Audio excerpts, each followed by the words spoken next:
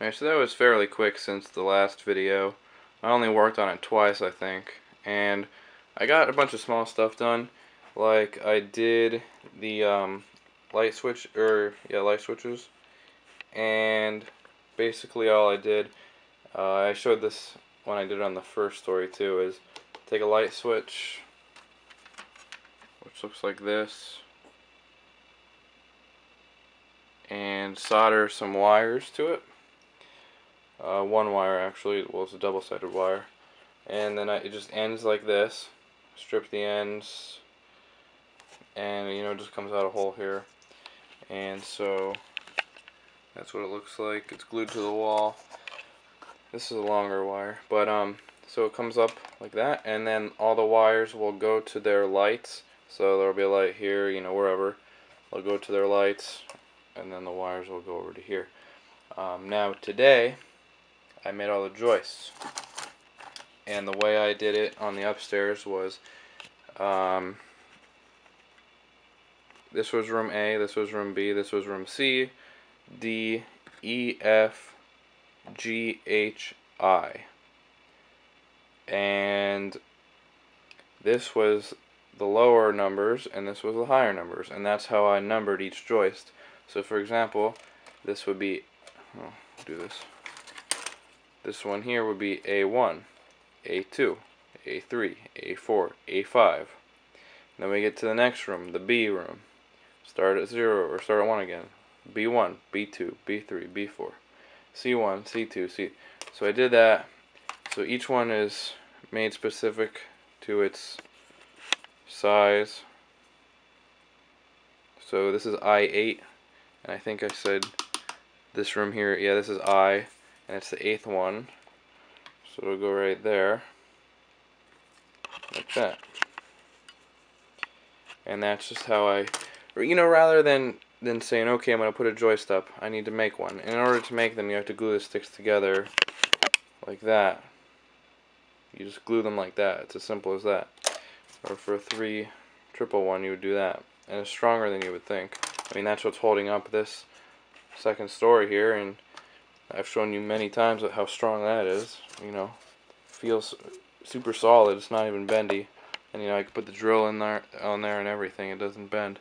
So, it is strong. Now what I did on the first story is I put another piece on top here. Kind of strengthened it a little bit. But so I can make all the joists beforehand, and then when I'm ready to put them on, which I'll do next, I could just trim them a little bit, put them on there. I don't have to actually make one each time. So do everything in advance. Makes it a lot easier. So I did that. I also marked for them. Every inch there's a joist. And so I just marked everything.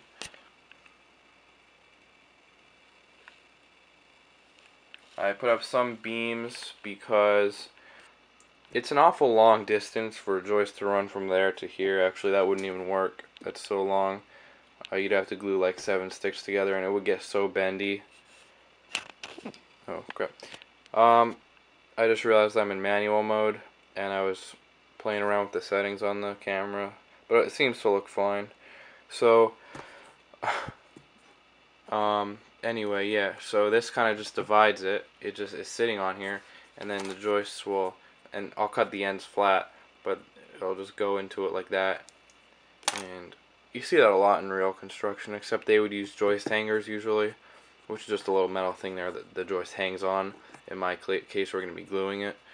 And then there's another one here. I mean, I could have gotten away with this, but I just put that there just to make life easier. So, got all the light switches coming up. Let's see, we got one here to power this room. There's already one down there. I did that before. The wire comes up, it'll power the foyer, and I believe a light right here. I don't remember. There's a switch right here, which, remember in the last episode, I forgot to cut that out. I took care of it. We'll just power that room. This light switch will power up here and a little bit in the hallway. This light switch will power this room. This light switch will power this room. This one. And then the one that's already down there, I did that, on the first story, will power this room only.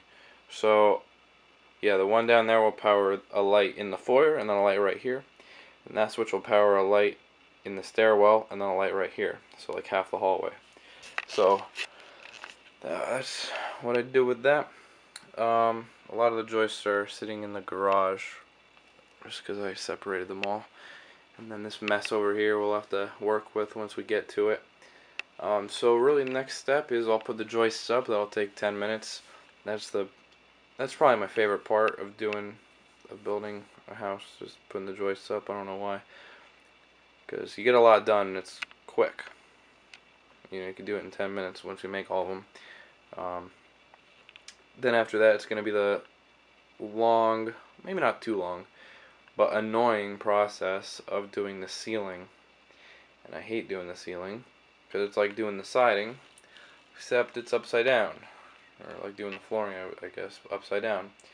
And I probably showed you, it was so long ago I don't remember how I do that. You'll see it again probably in the time lapse, but you know, the joists are going across. You have to like get your fingers up underneath the ceiling or in a window or something. Cut each stick, put the stick up in there, hold it in place, and then glue it. Wait for the glue to dry, and then you go on to the next one. And as you can see, there's a lot of sticks that make up this floor. We're going to do that with the ceiling, and it's annoying. It takes about 2 days to do each room. Maybe I could do it in 1 day. I only work on it for like an hour and a half a day at most. Well, maybe 2 hours at absolute most. I don't have the patience to work longer than that. It's usually about an hour I work on it. So when I say 1 day worth of work, that's about an hour and a half worth of work. So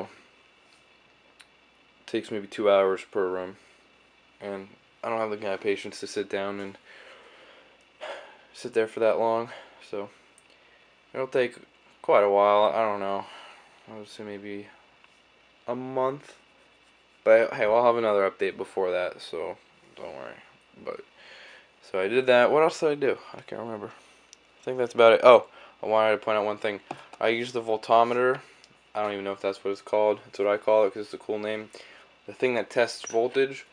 And you know, if you watch my tutorial on how to wire a house, you need to use it to tell which side of the light switch is on, which side is off.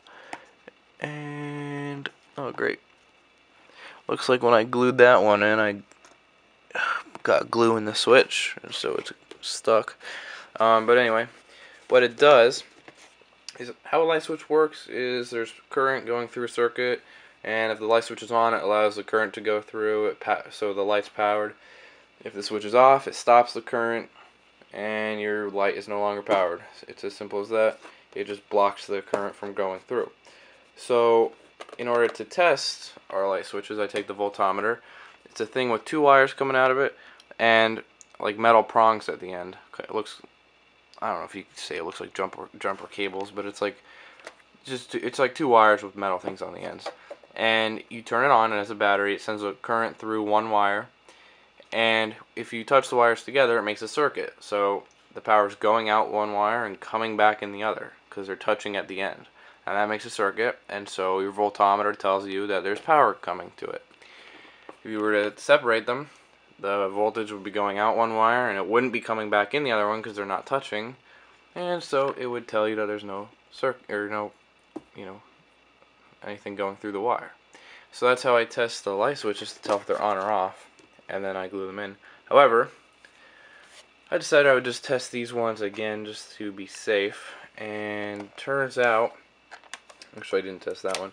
Turns out this one here I couldn't get a reading on when it was on or off. That means there was no power. At some point in between the switch and here, power was getting lost and was not getting to here. And so I got a little bit scared. I mean, I could just rip apart that wall and find the problem. Because there is a solder right about here. The wire wasn't long enough, so I had to add this on. But I made sure I did that, nice and good when I did it. But yeah, I wasn't getting a reading, and I found in order for that light switch to be on, it needs to be like halfway, something like that, like right in the middle, kind of like balancing. You can't have it all the way on or all the way off. It has to be like in the middle. I don't know, it's weird. But you just move your switch till it turns on, and then you're good. So yeah, that's about it. And I guess there's nothing else to say. So like I said, the next step is to put the joist up, and that takes 10 minutes. So my next video will be ready very soon, but I probably won't upload it for like at least a week or two. So just to kind of spread things out, that'll make a shorter time in between the next video. So stay tuned for that. It should be interesting. And goodbye.